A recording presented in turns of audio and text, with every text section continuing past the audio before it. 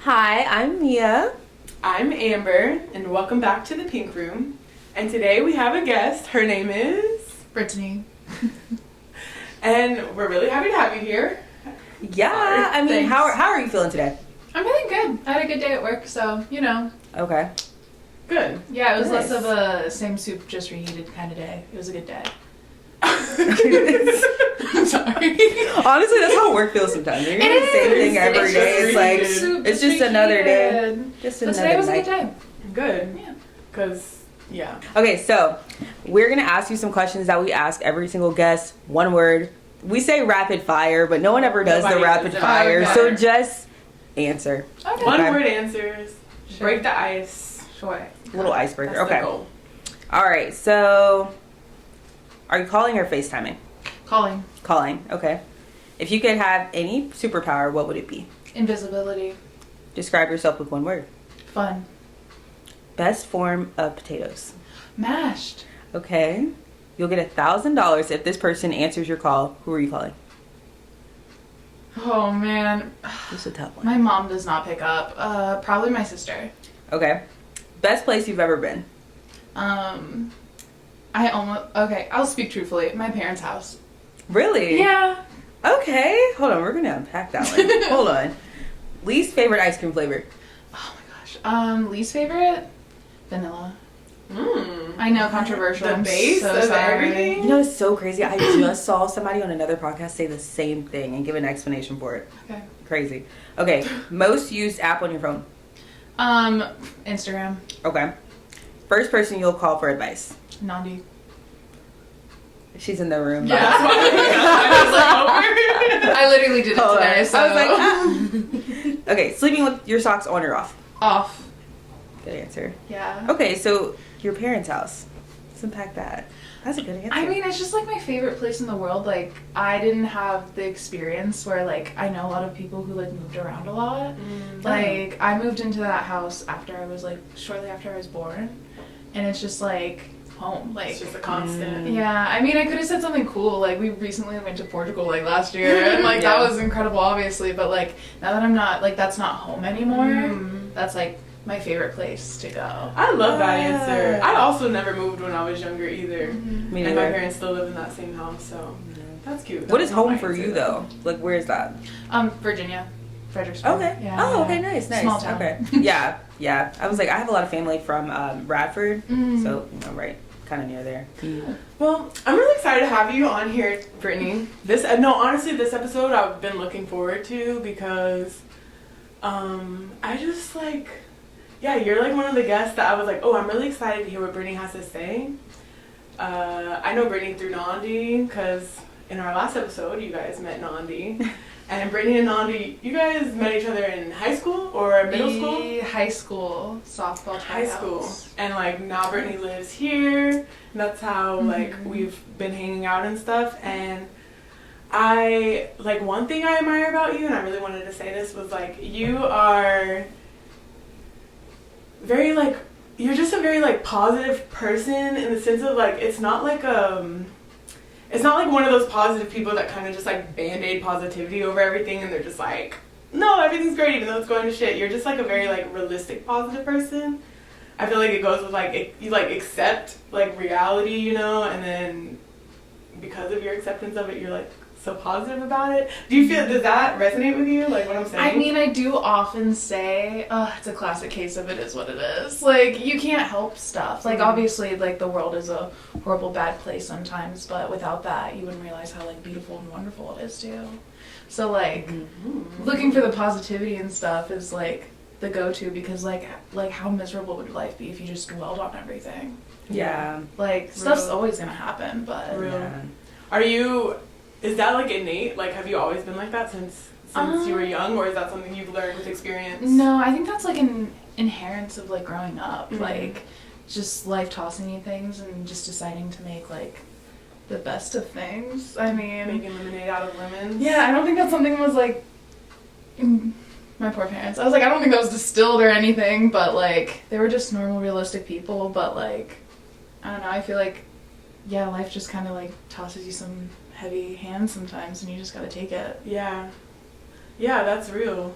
Do you like going back to you like saying your parents' house is like your favorite place and everything we're saying right now, like what is like one thing that you would change about like how you were raised?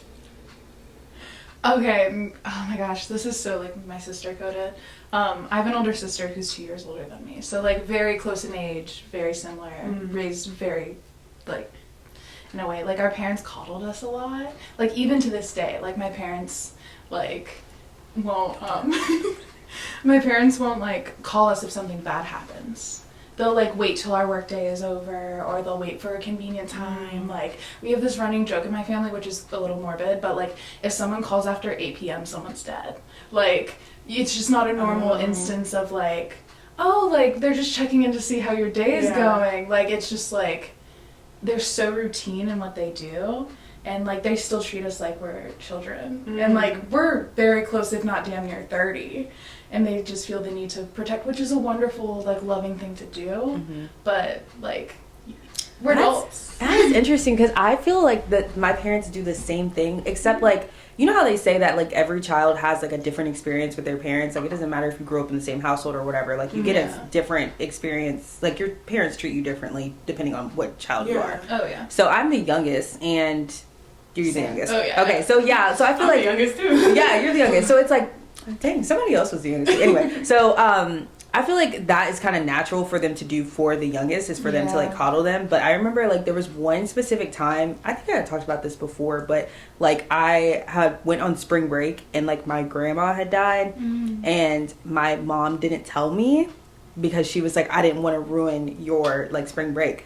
But it was one of the situations that I don't hold it against her, but I do think about it often because I was just like, please don't ever do that again. Yeah. But it was one of those things where she like my grandma was in hospice and she was like, basically all the cousins had came and, you know, said bye to her the day before. You were on your trip. But nobody told me. Nobody told me. Yeah, so I was coming back from my trip and my cousin texted me like, well, guys, she's gone. Who's gone? And that was how you found out? And yeah, mind you, I was driving. And my friend had my phone. And so I was like, oh, my cousin texted me. That's weird. Because this is a cousin I don't ever talk to. I was like, oh, that's weird. I was like, what did she say? And my friend was just like, just keep driving. And I was like, oh, God, it's something bad. Like, it has to be something bad. And so I pulled over. Bro, it was terrible. Yeah, like, just keep driving response? That's what you're saying feels worse? Yeah, it was bad. And so I was just like, I don't want something like that to ever happen to me again, where I don't know and I had the opportunity to like be there and like no one told me because they were trying to protect me. And it was just and so I feel like that happens to me often with my parents, but I don't think they treat my siblings the same way. So I guess that's different for you because they treat both of y'all the same way. But yeah, they don't they're pretty like, I don't know, a little bit more like raw with the other two. I don't know if I'm like more sensitive. I don't know what it is, but it's just like. What is your sibling dynamic? My brother is 1.5 years older than me, and then my sister's 6 years older than me. Okay. So it's kind of like, but me and you're close to both your siblings. There's no it's like the same. Like we're all close, but I think this kind of happens often. But like parents treat boys differently than girls. I was about to say, I feel like it's very gendered. Yeah. Because me and my sister, I can't even imagine how different our lives would have been if we had, like, a brother instead. Right. Like, especially, like, I have older parents. Like, I will say it, my mom raised me very, like, silly, willy, like, very cool mom energy. Yeah. But they're, like, older. Like, my dad's 72. And my mom's 62. So, like, they both had their, like, life experiences and things before they had children. So, by the time we were in high school, like, my parents were the same age as my teacher's parents. And, like, they were like, you're gonna do drugs, you're gonna mess up, just, like, call us and we'll come get you. So, like, we never rebelled either because, like, what can you rebel when you're allowed to do whatever you want? Yeah. So, like, that kind of set the tone, though.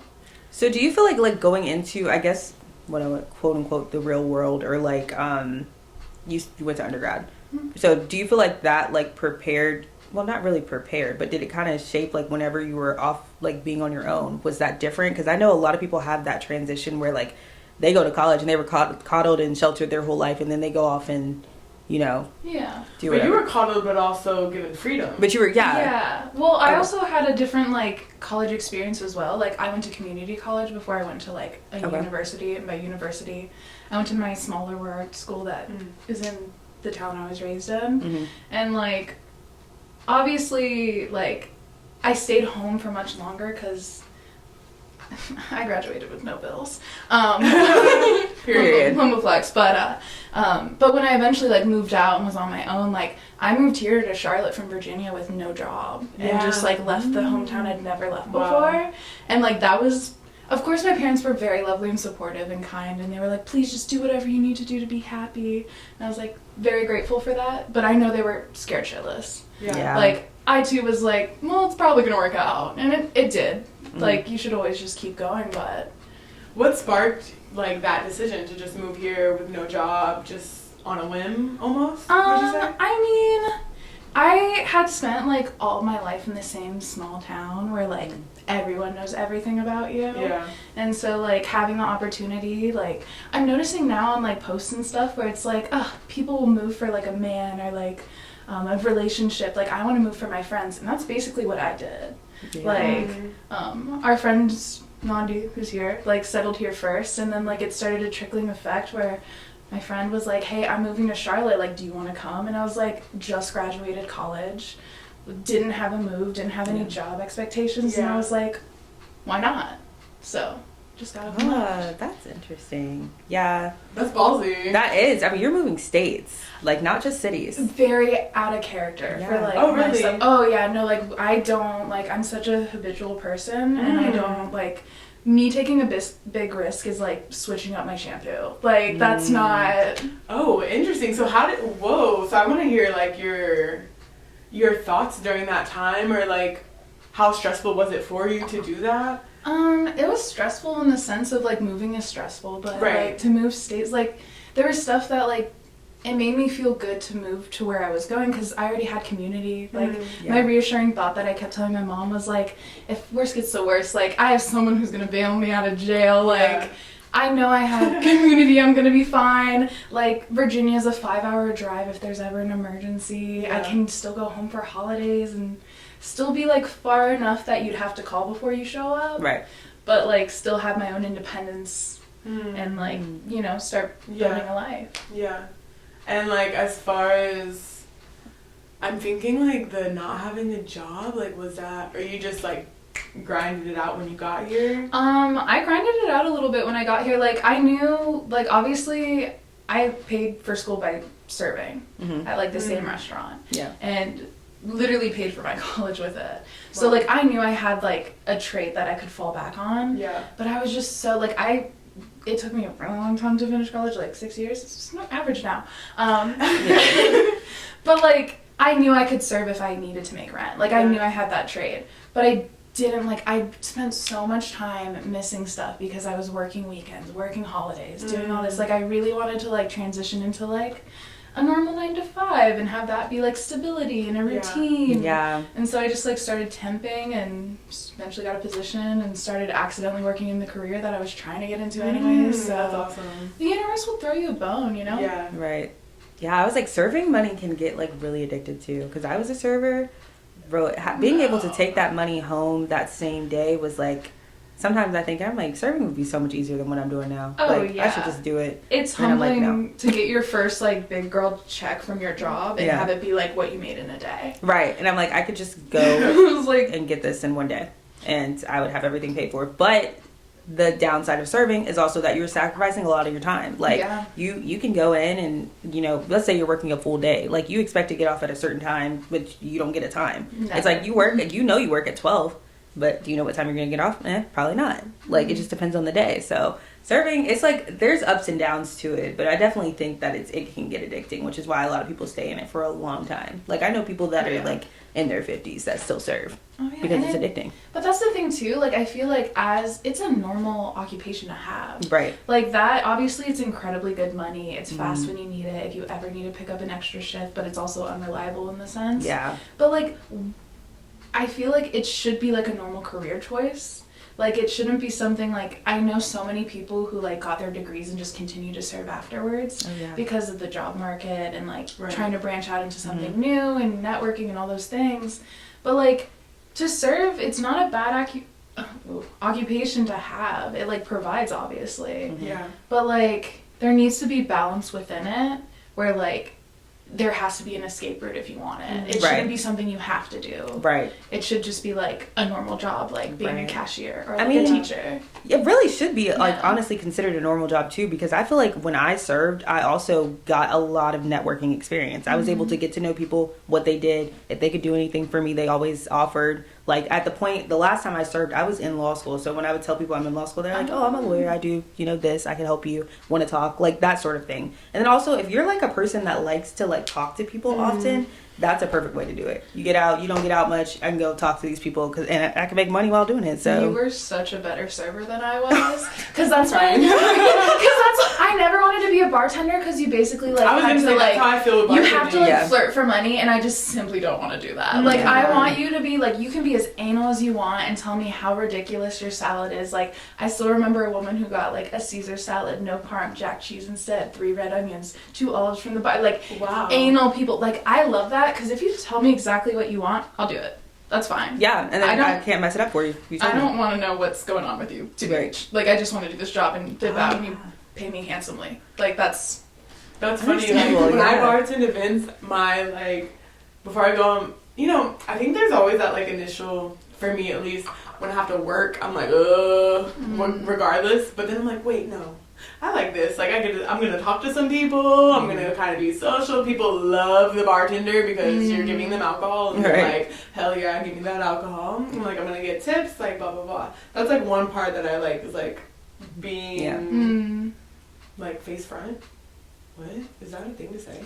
Like, Being customer facing. customer facing. Yes, thank you. I didn't hear what you said at first, but yes. That's one thing I like. Like, it's just, like, different than, like, a corporate job because you just have that, like, social aspect. But, yeah, if you're not into that, then you're not into that. Yeah. I don't know. I just, like, want people to hand me money. I don't want to beg for it. Like, which... It's not begging, but you do have to, like, have a social... Yeah, it's true. Yeah. Oh. Definitely.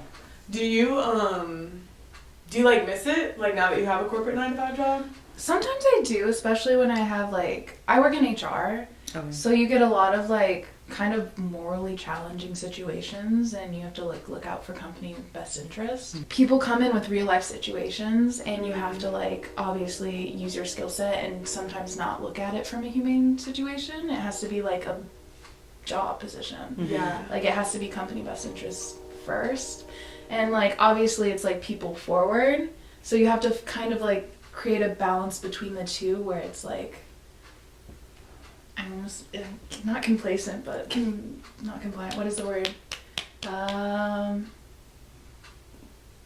Compromise. Oh, okay. Yeah, it was a C word, right? Yeah, I was like, somewhere. There has to be like a compromise between the two, where like both parties can maybe not walk away happy, but at least like understood that this is the reality of the situation. And that's just like a hard thing to juggle on top of like everything else in the position. Yeah, is that like emotionally taxing for you? Because you seem like someone who wants the people's best interests over.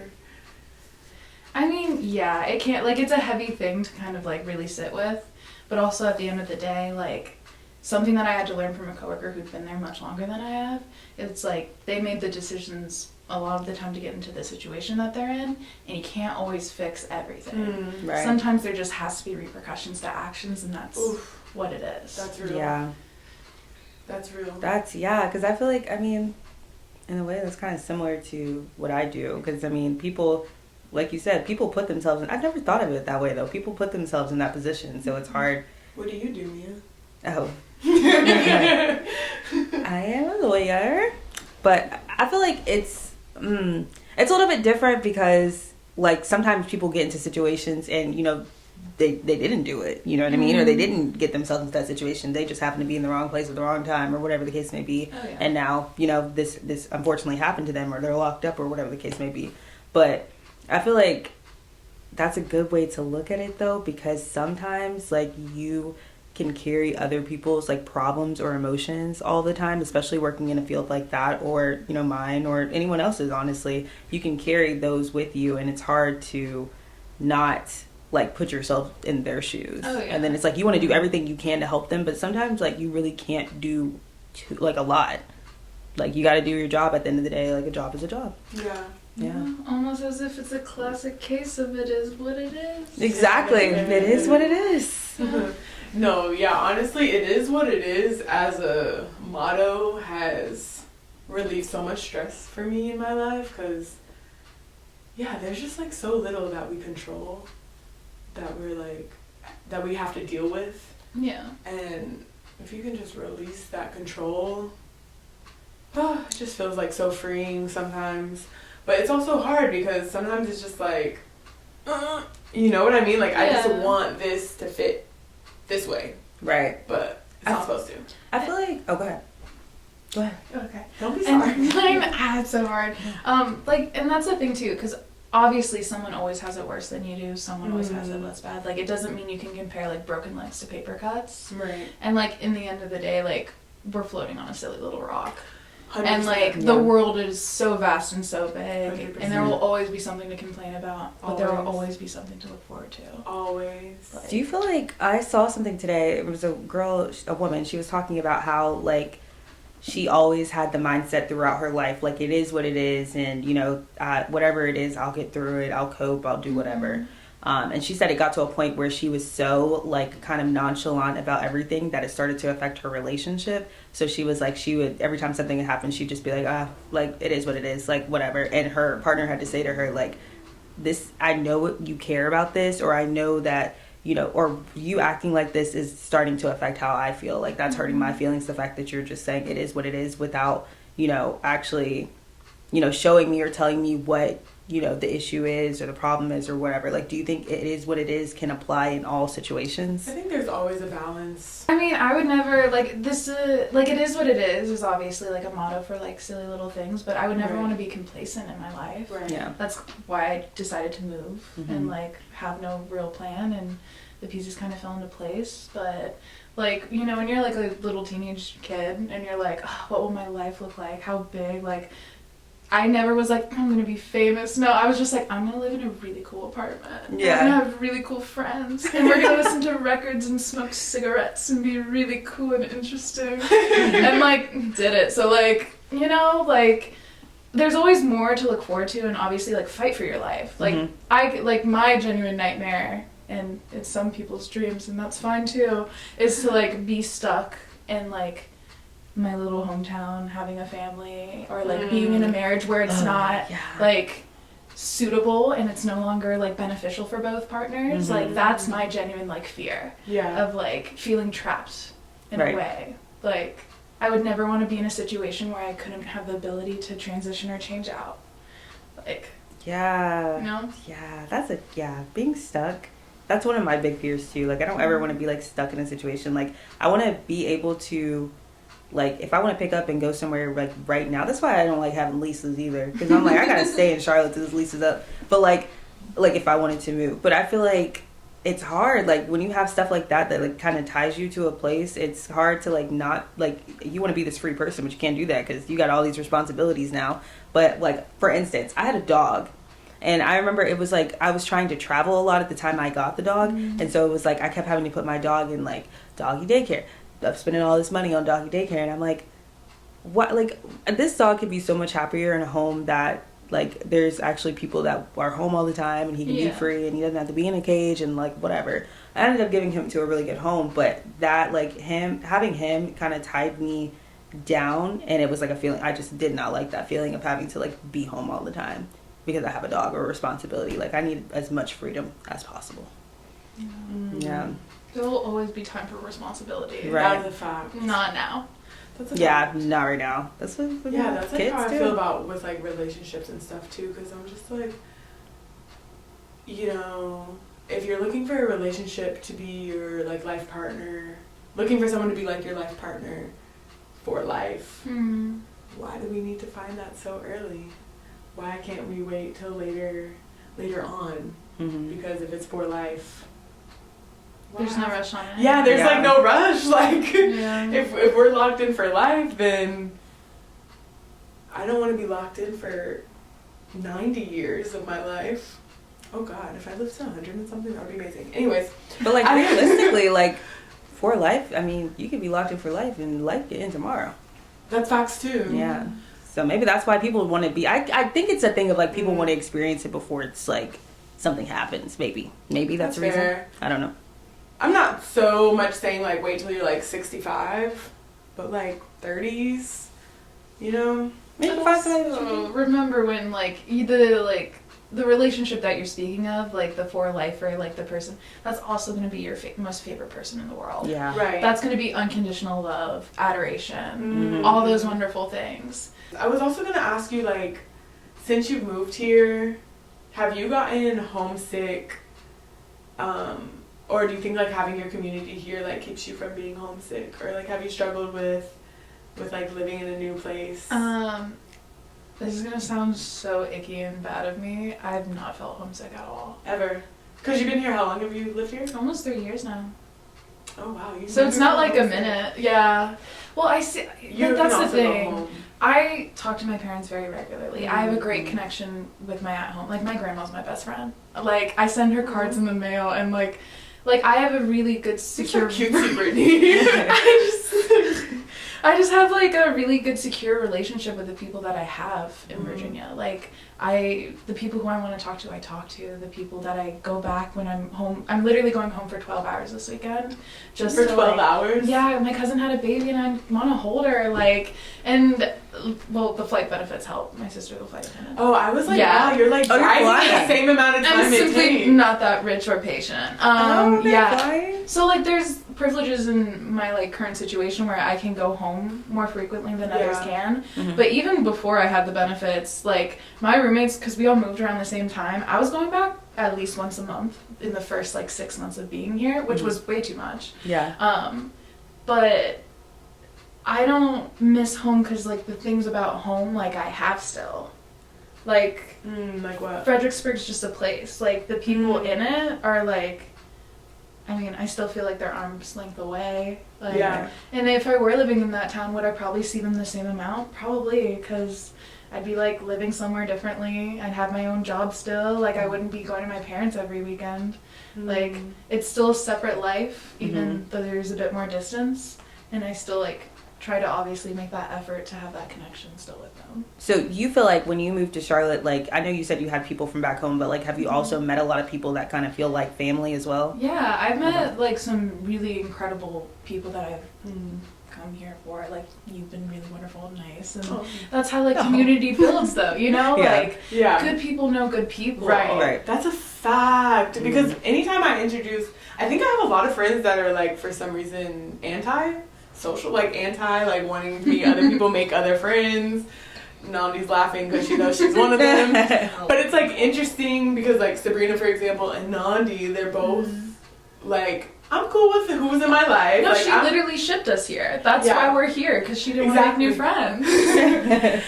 She's like, I'm cool with what I have in my life and whatever. But then like when Sabrina and Nandi met, they were like, oh my god, you're amazing. I want to be your friend. Like, how do we become friends? Like, blah, blah, blah. And I'm just like, yeah, because y'all are my friends. Like, why would you think that my other friends are not just as amazing as you? Because it just flows. Exactly. Like, obviously, that connection with strangers is, like, harder to come by. Like, if I was starting from scratch in this city, I'd be a different story. Fret for what it would look like. Do you think you would have moved anywhere, like, say all your friends were in different places? Do you think you would have moved somewhere where you didn't know anyone? Not at the first stage of moving out of my hometown for the first time. Like, this was very, like, I refer to Charlotte as, like, a training wheel city. Like, I wouldn't have up and gone and lived in New York by myself. Like, I wouldn't have gone, like, small town face that I have, certainly not. Like, I needed a little baby step into the next direction. But I have, like, plans and dreams of, like, potentially moving for, like, a job or a different situation, or, like, just to live in a different city or, like, West Coast or whatever. I wouldn't mind going north. Are these, like, distant dreams or dreams that you're, like thinking of? I'm thinking of them more seriously because, like, my next 2 years I'm looking, like, less certain. Like, I would love to come back and, like, have North Carolina be, like, some place that I, like, potentially buy property in the future or, like, settle down with. Like, it's a beautiful place. It reminds me of Virginia, but it's not. Or, like, I feel like there's, like, more. Like, I don't know, maybe like a bigger city or like maybe something more rural or like I don't know. Change. Just different. Like just see what works out. But I will say when people come visit me, which I always am like, oh, like you visited once, you want to move here? Because like I visited twice and moved here, so I'm like, Charlotte will do it. Right.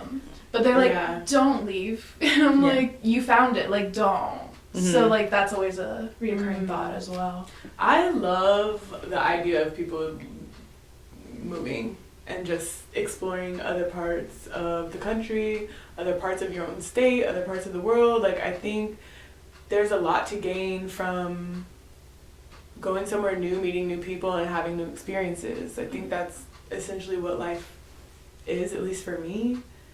Because it's just, there's just so much, like the world has so much to offer, and I think a lot of times it's easy to be like stuck in a comfort zone of like where what you're familiar with and who you're familiar with and what you're familiar with doing, that like sometimes we can get blinders and not see like how much more there is to experience and to have in our life.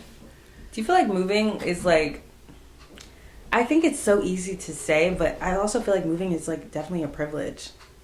Oh, yeah, for sure. Definitely a privilege. So for it sure, keeps for people sure. restricted. I mean, how do you think that's a privilege? Like situational, there's so many levels to like not being able to leave the place that you were born. Yeah. It could be like family ties, it could be caring for another person, Children. it could be financial, like there's so many levels to the freedom of choice. Like choice is such a privilege. Right. And like I'm not gonna say like I'm worldly in any way, shape, or form. I moved like 5 feet to the right basically, and was like obviously to see more and to like have different perspectives is always something to like seek out. Right. But like I left the country for the first time this year, and I'm almost 30. Like last year. Yeah. Last year. Oh. Like it's been almost a year. For me, she was so different. What?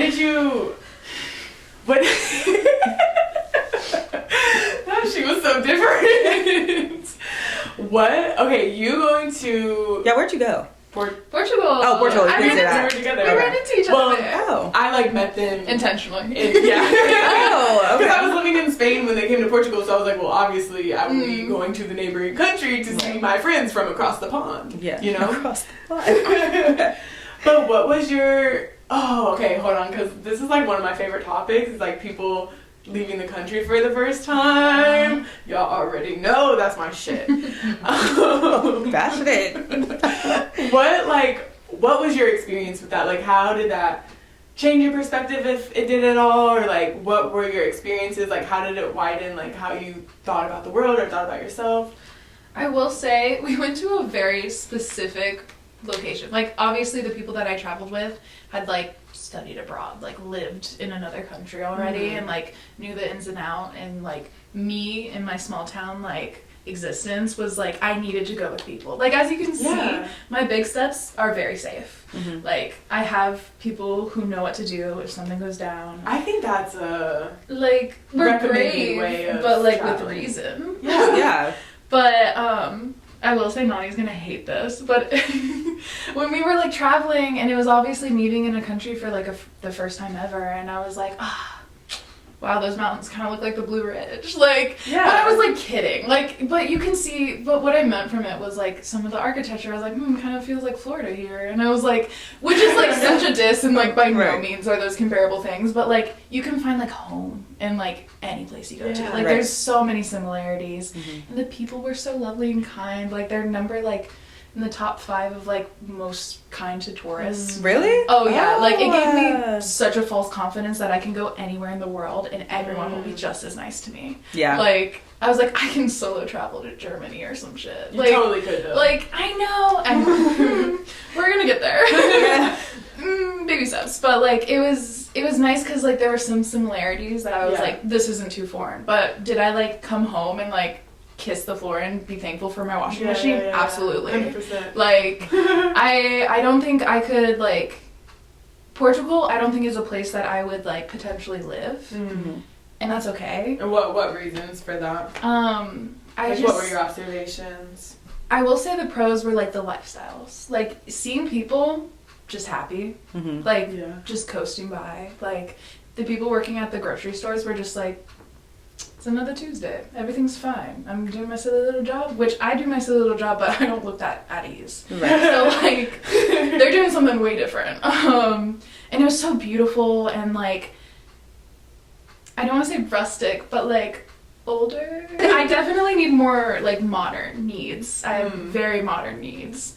That, like, it was beautiful. It was a lovely place. I would love to go again and, like, see more art and history and things. And I also did get food poisoning immediately, so I did lose some of the charm. Really? Yeah, my small town body did not, like, survive for the first... I got it in the first 12 hours. Oh, my gosh. Ooh. You were down bad for, like, days, Yeah, right? no, Mary Kate and Ashley did not prepare me for that. Like, I'm crying. Absolutely. That's real, though. Like, I feel like, especially living in America, like, we have a lot of conveniences that a lot of the world does not. Because we are selfish and don't care about the environment, don't care about the other parts of the world. But that's just like a fact. Yeah, that's like why we have so many conveniences that we actually like don't need. And yeah, so I can understand. For me, it was definitely an adjustment of like, hold on, where's my washer? Where's my dryer? Oh, I definitely had a washer, y'all. Let me not make it sound like I was hand washing my clothes. But like, where's the dryer? Where's the heat? Where's the air condition? Why am I walking everywhere? Yeah. Like, what's going on here? That is definitely an adjustment, and I feel like also like if it's your first time experiencing it, it's just like it's like getting into an ice bath. Yeah. Like, why the fuck did I do this? Mm-hmm. But then like after you're kind of like, it wasn't Oh so no, bad. it was lovely, and it made me just like get the travel bug to go to more places Yeah. and see more things and like gain more perspectives and like see beautiful, wonderful things like art. I'm so desperate to look at some paintings on a wall for like hours Okay. and just Some like penguins? paintings. Yeah. I'm sorry. It did sound like penguins a little bit. I was like, no, I gotta I was like, context well, what clues. country is that? Antarctica. Dang, I was gonna ask you. Oh, when you were talking about Portugal and you were saying how you like saw home in like different places and like the similarities and stuff, it reminded me of something you said to me recently, which really stuck with me. I don't know if you even know this, but when you're just like, you said basically, none of us have. I really enjoyed you saying this because it really made me think of the podcast actually, because you're like, none of us have unique experiences. Like everything that we've experienced, like someone else has experienced. Someone else, you know, has felt what we felt somewhere in the world. And it made me think of the podcast because I'm like, I feel like that's our goal with this podcast is like show that we're not all as different as we think we are. Yeah. Like what, like, do you want to expand on your thoughts on that? And why I came to that conclusion. Yeah. Like, I mean, oh my god, I'm not gonna say it is what it is once again, because it's just like, but like the grand scheme of life, like no, like to repeat what you just reiterated, no one has a unique experience. Loss, grief, death, all the negative, horrible things, falling in love, having a meet cute, having a little flirtation with someone in the grocery store, like driving to work every day and like stumbling upon a really good podcast. Hey. Like little things that make your day better, or like shitty things when people are rude to you. Like it's just, Hannah Montana life's what you make it. Like enjoy the ride of life. Like you don't want to like dwell on anything too harshly, but obviously like stand up for yourself, and that all comes with balance. Of like, I'm rambling a bit, but like No, I'm listening because this is. Yeah. I think you also, okay, so you make it seem like you do this so effortlessly. Like, it's intentional.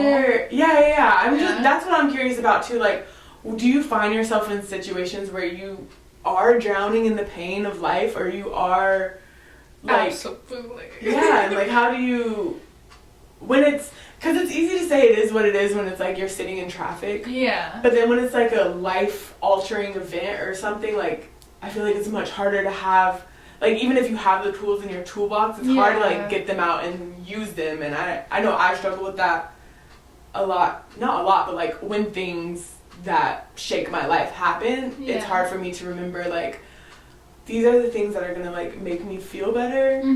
So when you're in those moments, like, how do you open the toolbox and use those tools? You do it anyways. You do the like harder thing, you do the more interesting thing, and you don't feel like going out and like seeing people. you do it anyways. When you don't want to get out of bed, you do, and you move your body because it feels good, and you like see sunlight and touch the ground a little bit. Like, you gotta make yourself try to be better to get better, because if not, you can stay stagnant forever. And it's a like, the deeper you get into that, like, habits, especially of like isolation or like depression or feeling lonely, like, this is not gonna cure that. Like, obviously there's bigger steps, and obviously people suffer in way bigger ways than I ever have. But like, for me, when I went through a really hard time, like, I went to, this is gonna sound so Virginia, I went to like a battlefield, and I would just like walk the battlefield. Oh, like a historic battlefield where there were battles. Yeah, that's what I ever heard of the Civil War. It's a very historic place where I'm from. Yeah, no, like, I literally, because like, no one's ever there except a couple old people reading the signs. Like, you get to be completely alone and just walk it out, and it's a normal thing that we do there. So it wasn't like unheard of. Yeah, like, that's what like people like. I don't think I'm from like a very like country area, because even though like Virginia is southern, it's like near the top of that. Yeah. So like, when I'm like, oh yeah, like, my nanny and my pa, and like, I would walk the battlefields. I'm like, okay, maybe I should shut the hell up. But like, back to the original thought of like just doing stuff for yourself. Like, a lot of times, especially when I went through a very hard time, I wasn't doing it for myself. I was doing it for like my family. I was doing it for my friends. I was doing it for the people who were worried about me. Right. Because like, you can do it. Well, for me personally, I can do for others people way more than I can ever do for myself sometimes. Yeah. And if you just get in the habit of doing that, you'll eventually do it for yourself and mean it. Yeah. That's hard. It's a hard concept to like, I don't know, think like that, because I feel like which can be a bad thing, I guess, is like always putting people like above yourself or like your family or whatever. But it's hard to get out of that habit. It's because it's like you feel like they need you. Yeah. Like, they need you to be the person that you are. You've always been that person. So it'd be like a hard switch to be like, well, I'm going to care about myself now. But I guess it's like kind of like a transition or something, like a skill to work on, because obviously sometimes if you put people above yourself all the time, that can be detrimental to your mental health, and carrying on other people's problems and like whatever that looks like. But that's also like unconditional love. Yeah. Like, if you give unconditional love to other people and they also give that to you, they'd want you to move. They want you to like leave and find that bigger, better thing. Like, they'd want you to live your true, authentic self. And like, not saying if that's not what's happening at home, your parents don't love you, but like, that's just the experience that I have, and that's how I've received it from my parents.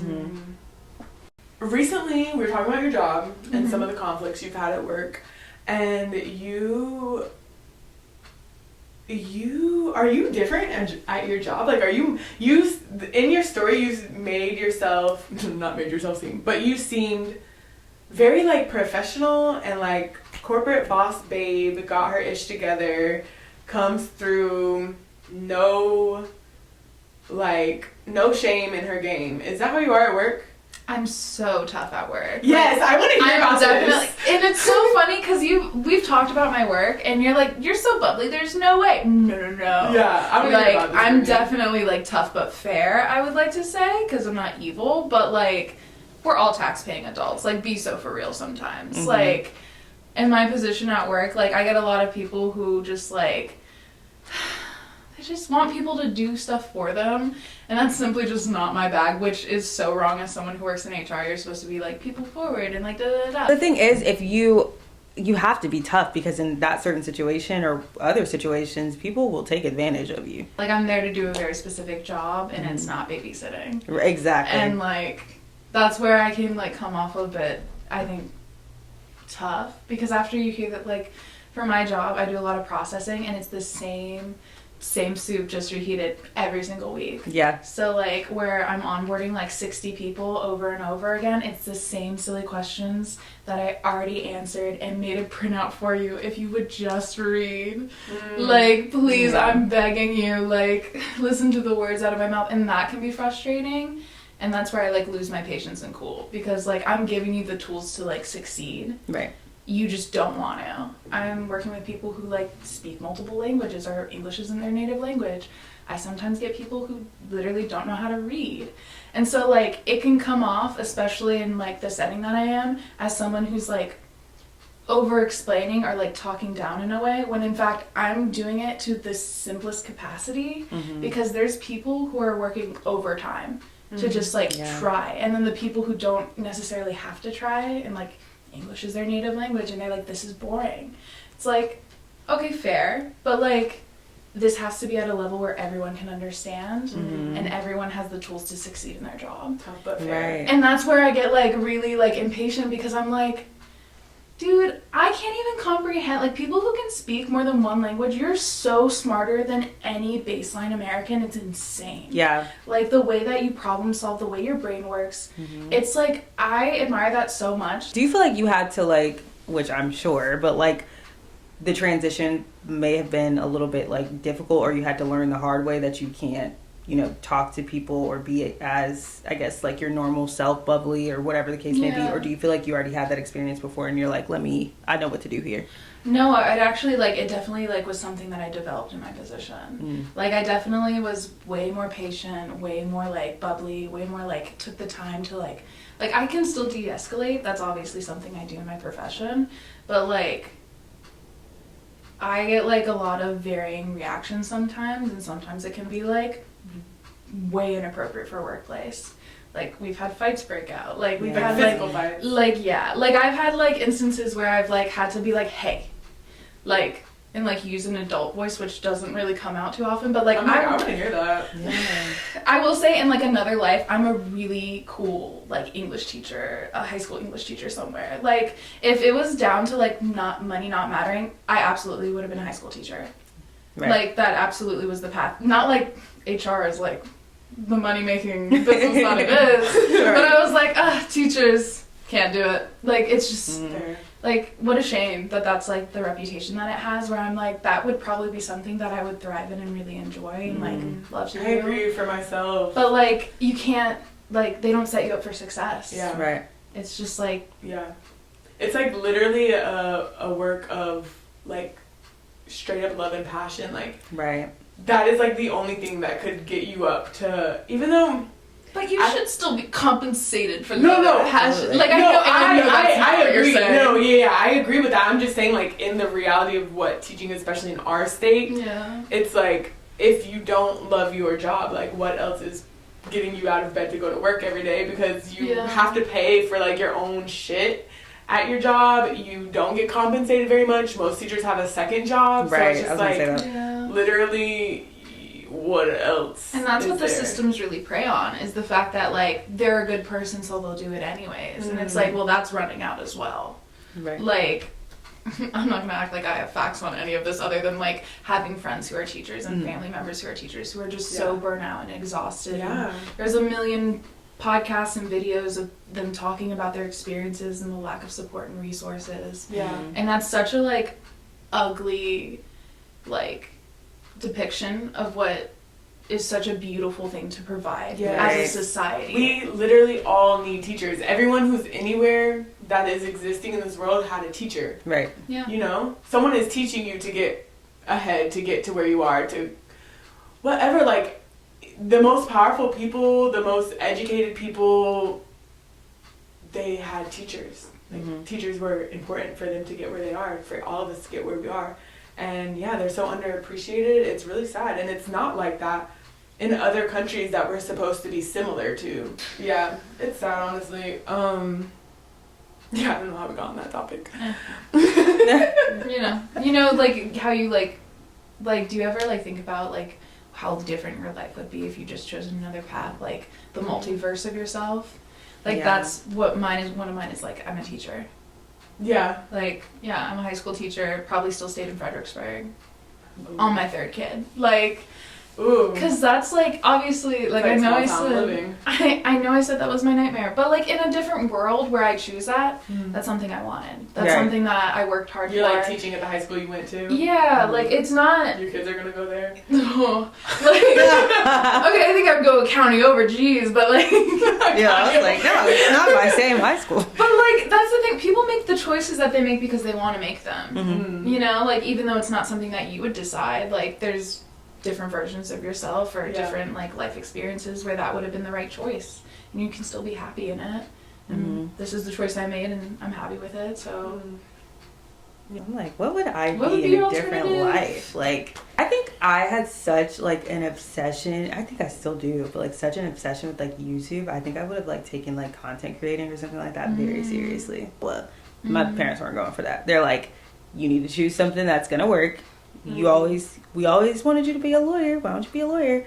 Boom, here I am, a lawyer, which, like, I ended up finding, like, a passion for it, like, when I was in undergrad. So, like, it was something that I wanted to do, but, like, if my parents wouldn't have said anything, I probably wouldn't have did it, like, on my own. Like, really? I don't think I would have chose that on my own. But they were just so, like, you like to argue and you like to talk and you like to, like, stuff like that, then I was like, okay, well, I guess that's it. Because I didn't even want to go to college in the first place. Like, I was like... Oh, I never knew this, Mia. You didn't know that? No. Yeah, I didn't want to go to college. I was like, so what had happened was two of my best friends, my best friend Aaron, and then my friend at the time, Des, they both were going to ECU. So I hadn't applied for colleges. I was like, I really don't, like, care. I just go to community college in the city and, like, I'll figure it out. A valid choice. Yeah, I was like, well, not even, honestly, it wasn't even going to be community college. It was going to be, like, a beauty school. Like, and, like, learning how to, like, do makeup and stuff. Yeah. Oh my God. That was, like, my Do you know thing. how, like, similar that is to, like, what... I know the people are not like, watching. I just touched me. And she looked at me like, bitch, get your hands off of me. What the hell was that? No, but it's so crazy because I wanted to go to beauty school. I wanted to go to cosmetology school, and I only went to ECU because the little boyfriend I had in high school went to ECU. A little boyfriend. And then I was like...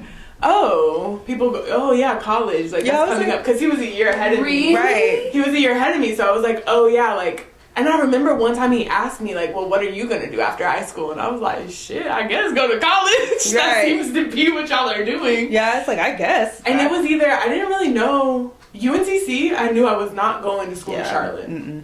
ECU, I knew of because he was going there, and I was like, okay, what's that? Chapel Hill is where my dad wanted me to go, so naturally I, like, was kind of like, I don't want to go there. I applied anyway. I think I got, like, waitlisted for Chapel Hill, but I was also like, yes, I got waitlisted, which means I don't have to go where my dad wants me to go. Okay. And that's, like, how I ended up at ECU. You could have gone Sophia. I didn't even know other schools existed in North Carolina until I was in college. Honestly, same though, because I, like, I wanted to go to beauty school, and then after that, my parents were basically like, no. It was like, what the fuck are you talking about? Like, yeah, pick something. They were like, you can't go to A&T, you can't go anywhere in the city. They were like, you can't go to A&T, you can't go to UNCG, so find something else. They didn't want you to stay in Greensboro. No. And what was the reason? Those were only two schools I knew. It's like, where else? Exactly. Yeah. Because they were scared that I would basically, like, I don't know. I feel like because they let my brother stay. My brother went to UNCG. So I think what it was is that me and my brother are naturally different. My he's not introverted. Like, he'll talk and be out when he needs to be. But he's also, like, not, like, social butterfly. I think I was, and they were kind of like, get out, so, like, you don't have to be stuck here and, like, have a life that you might not want. Like, I think if I would have stayed in my hometown, I would have been typically, like, I probably, because I was working at Texas Roadhouse at the time, probably would have kept that job. Did you work there? 7 years. Me too, 7 years! I just said that I worked there for 7 years, from 2013 to 2020. Oh my God, you know all about Kent Taylor? That's crazy. Yeah, I do. I went to Louisville, Kentucky last year. For the line dance competition? No. I went to work for my current job. I know what you're talking about. They used to make us go. I certainly did. Yeah. No, literally, I went there for, like, my current job, and I was the most hyped because I was like, Kent Taylor's from here, and no one gave a shit. Who was no one Did you? there. But the headquarters. Texas Roadhouse. I would have been like, let me go to the headquarters. Like, no, I was, like, so hyped about it. No one cared, and that's so Yeah. because it's so silly. But, like, all that training and all that, like, it's still here. It won't go away. I could go to Texas. Bro, I could go get a job at don't. Texas Roadhouse right now. Oh no, I would make so much. Oh my god, no. We just went out to eat at Texas Roadhouse. I was like, Nia, if you don't shut I said, I don't need this menu. Literally everything she said, I was like, girl, we get it. You worked here. I told the waitress. What did I say? I was like, I was waiting. The whole time we were there, I was like, I'm waiting for this girl to tell the waitress that she used to work here. How is she gonna weasel it into the topic? That is the culture, because like my parents, like to this day, I've let it go a little bit, but my parents, without fail, we do go to Texas Roadhouse every time I'm in town because you have to. But like they're like our daughters, and I'm like, guys, we don't need to talk. Oh, you and your sister. Oh my god, yeah, no, I got her a job there because I'm a good sister, and then like the money was good. It literally paid for. Money's so good. Like it's so good. Literally paid for my college. That's so crazy. Wow. I don't know. I was blowing my money when I got it. Like I would get like whatever, however much I made, because the night depended. But I would just they'd be like, oh, let's go Buffalo Wild Wings. Let's go out to the club. Let's like whatever. So that's what I used to do with my money. No, like it was bad. So funny. I'm sure we're not gonna go into it on So here because there's no way that's. They're gonna be like, we don't give a fuck. Like no, about where's golf. the sponsorship? Right. We'll talk about their legendary margaritas, hand-cut steaks in-house, Okay. homemade bread, Ball at the bone ribs. homemade bread, Ice cold beer, legendary margaritas. Like what? Okay. We can't take the cold. Give us a sponsorship. Segueing off of this topic. Wait, so funny. Can I also talk about one like similarity, real quick? Okay, I heard. Twilight. Can I say it? Damn. Sorry. Because I was literally thinking when y'all were doing this whole thing, I was like, should I bring up Twilight? But I was like, they already. Oh my god, I heard that you like Twilight. Oh, I'm not gonna say obsessed because because such an understatement. You can say obsessed. I'm obsessed too. Cause okay, hear me out. Before I met Nanbi, which a lot of my life does revolve around the impact of Nanbi in my life. I'm gonna be so for real and honest about it. But like, I did not have friends in middle school. Like, I went through a very emo. You and Nanbi go to the same middle school? No, thank God. Thank God. No, because I was introduced to freshman year. Like the core friend group that we have, like even to this day, is like staged from freshman year when I kind of joined. Like I said, lived in the same place my entire life. People knew me. I was an emo kid in middle school who, like, my mom used to hide my black clothes. Like, it was so sad. What was I trying to prove? Like, these dimples, come on. Like, be so for real. But, like, I had books. I had an obsession with Twilight. Like, literally, for New Year's this year, like, the, like, core friend group came and stayed with us. And New Year's Day, best day of my life. Someone was like, I've never seen Twilight, we should watch it. And I was like, that's my dream. Absolutely. Yeah. Surrounded by I love when people say that. My oldest, most beloved friends asking me questions about every intimate detail of the Twilight series. Because I'm like, I have an answer. Oh no, I literally was like, they're like, what character are you? And they were like, oh, I bet that guy on screen, like, that relates to you, Brittany. And I was like, oh, Eric? You didn't think I didn't know his government name? Right. It was like, you didn't think I knew Laurent? No, you didn't know I didn't know how this was filmed. Like, please be so for real. Right. Like, I think I'm annoying to watch it with. Like, I just like, shut up about it. Yeah, I'm like, I know, like, line for line, bar for bar. Yeah. Like, bar for bar. Yeah, because there's some bars. Okay. Yeah, there's some bars up in there. I will say, because this is going on the internet forever, I did eat alive the reviews on Letterboxd. Like, I want that to not, like, I did give them very low star ratings, but that's just because... Wait, why? Because here's the thing. I think for my Twilight review, I said something along the lines of, like, Twilight is wonderful, or, like, Twilight is good if you remember it was never good to begin with. Like, yes, you have to accept it for what it is. Yeah. Like, you have to go in and be like, this isn't cinematography, even though it is. But, like, for what it is, incredible. But if you compare it to, like, great, incredibly well-renowned like, don't do that. It's simply not that. Yeah. Don't do that. But that doesn't mean I don't, like, love it. Anyway. Oh, I'm not done with that. Yeah. Bold of you to assume I wasn't going to ask this question. What's your favorite film of the series? I do love Twilight. I just we're on different levels. I rate them. I know yours though. You said this last time. Well, mine are tied with like Twilight and Breaking Dawn Part 2. Part 2? Okay. I love Part 2. I love that fight scene. That's like probably my favorite scene out of all of Twilight. She's judging me so hard. I'm so curious to see what you think and see if we're aligned or not. Okay. Amber's out of the running.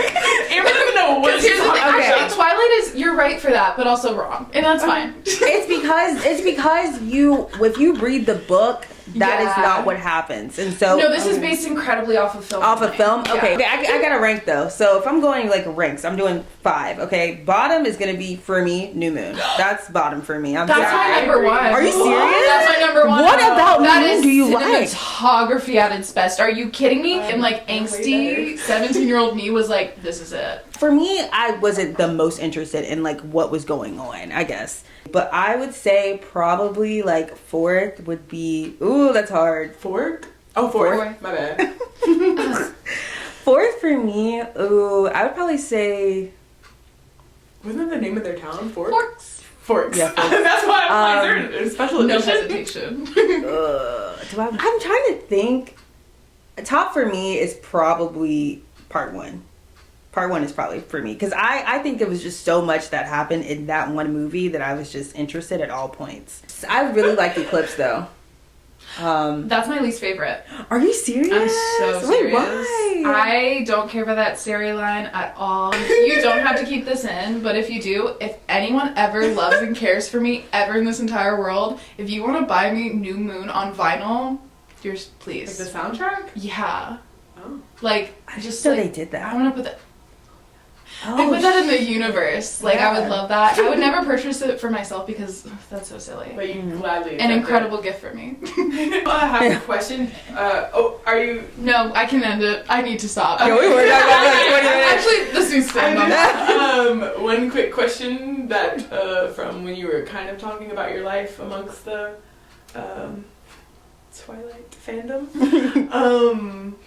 You said, okay, so you come off as a very social butterfly, bubbly, in the sense of like your people, your community mean a lot to you. Mm-hmm. So before high school, you were a loner? Yeah. Is that what you were saying? Like, I mean, I'm sure, like, I had, like, it's actually funny that, like, I kind of floated a lot through social groups where I didn't have, like, I didn't have a best friend. Mm. Like, I didn't have, like, that girl connection where it's, like, I was so jealous of that. And I didn't have that until high school where it was just, like, sleepovers all the time and, like, all the silly, like, I don't know, makeovers. I don't know what happens at sleepovers. I didn't get invited to any, so, like, but, like, I didn't have that in middle school, and that's just because everyone's the worst version of themselves when they're in middle school, which is so fair, and, like, honestly, people were probably right to stay away. I needed that time to develop, perhaps. Like, I was not very friendly. I was, like...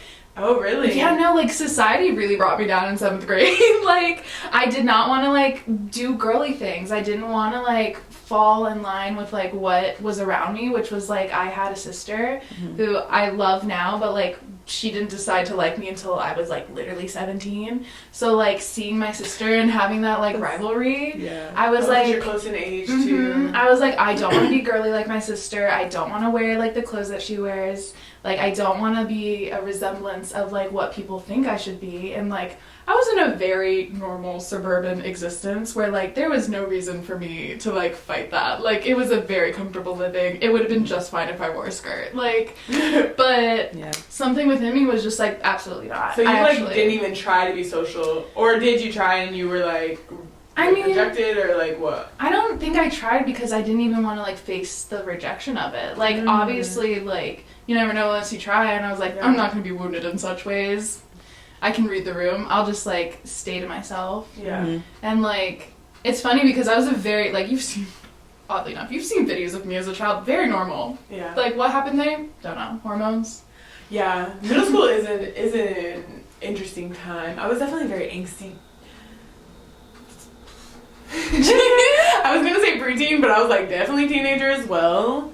I definitely had my emo phase as well, but I think I was always like social. That's interesting. It's just like interesting to hear like the evolution, because like that's just like so far removed from who you are today. But like obviously you were 12. Yeah, like I got over it. Like I was like, Yeah. who are you trying to like impress and be cool for? Like me, I was like, you don't listen to the cool music I listen to. It's screamo. There's no lyrics. It's just yelling. And like, oh, that's obviously that's some people's jams. But like I didn't even genuinely enjoy it. I just wanted to be like cool and different. Yeah. And there's no like authentic way to like reach a community when you don't even believe in it in yourself. Right. So like the isolation really was a vibe.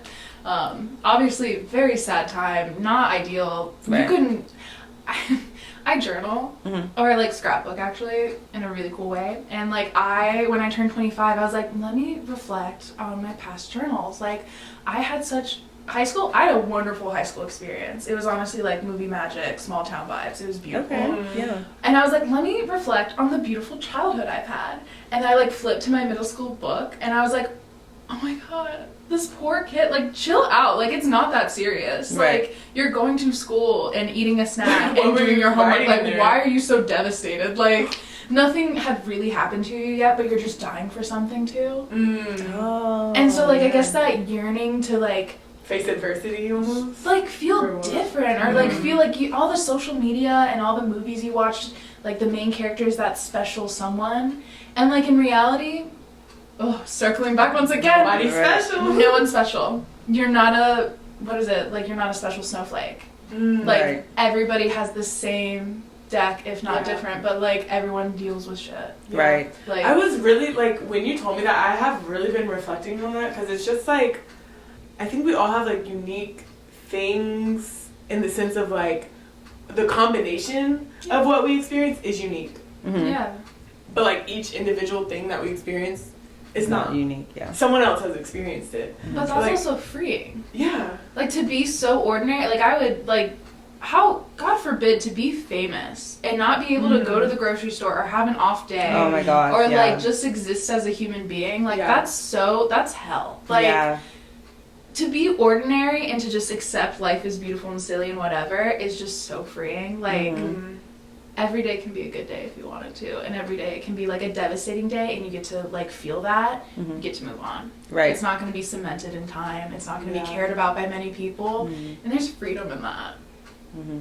It's also just really comforting to know that somebody else has gone through what you've gone through. Like what is it like? And has gotten through what you exactly. You know, like literally has gone through exactly what you got through, and you can see that they went through it. Like that just makes you, that's a whole different like type of motivation, because I'm like, if you can get through it, like I can do it. I just gotta put in the work to do it. So yeah, if you're going through something really difficult, it doesn't have to break you, because there are people who've gone through it and it didn't break them. And that's something I love too. Like I like developed this mindset of like, if someone else has done it, then I can also do it. Oh yeah. You know? Instead of like, because I think sometimes there's this mindset of like, you see someone doing something you want to do and it's like, oh, like they're doing it, like they're taking up all the space, like how am I ever gonna, I can't do it now because they do it. But if you can like reverse that or like change that into like, Brittany's doing this, that means I can definitely do this, right, because someone's doing it. It's happening. It's possible. Why can't I be in the same place? Right. And also to like suffer, like even like in my darkest places, like to find a little light within it is to be like because you will get through it. Like the world will keep spinning, life will get better again. Like it's never an end all be all for like most case scenarios. But like the beauty in suffering that it is, like just to let yourself feel those feelings and to let yourself like break down and cry and all those things that you need to just release as like a human being. Like there's so much beauty in that. Like think of all the incredible art that was created from like paintings and music and suffering and like there's always, and that's where I get like my positive outlook. Like obviously this is shit sometimes, but like what can you do with it? Right. Like what can you create? What can you change? What can you like this life is so silly and fun. Like all the things that I've gotten to do and all the things that I will do, like, and to reflect on all the things, like, I don't know. I'm happy with where I am in the world, and I'm like so looking forward to like all my loved ones and what they do, and like this world is so exciting and ordinary, and like that's so beautiful. And I don't know.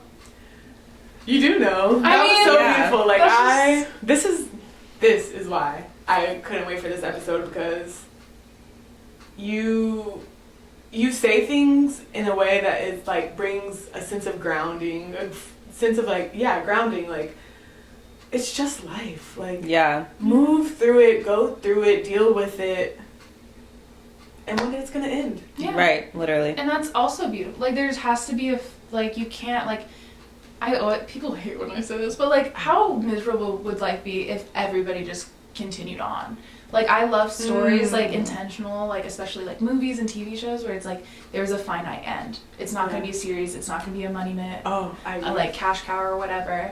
Like, this is the story that it is. And that's, like, people's lives. And, like, to have an end and to have, like, a purpose and have it to come to, like, a nice, neat close, like, that's so beautiful. Yeah. I think you've left us all with, like, a lot of great nuggets of wisdom, and I just want to ask if you have anything else that you want to share, one last Piece parting of advice gift or anything for the episode, for the viewers, for us, for yourself. Thank you for coming to my TED Talk. Yeah. I'm so glad they let me ramble. Hopefully this like wasn't like too preachy and it was just positive and, you know, some nuggets of wisdom from a almost 28-year-old who just knows the secrets of the universe, and you're so welcome for having them. Yes. Like, okay. Thank you for sharing. Yeah, thank you. That's it. Awesome. Well, guys, tune in next time for our next episode. I'm Mia. I'm Amber.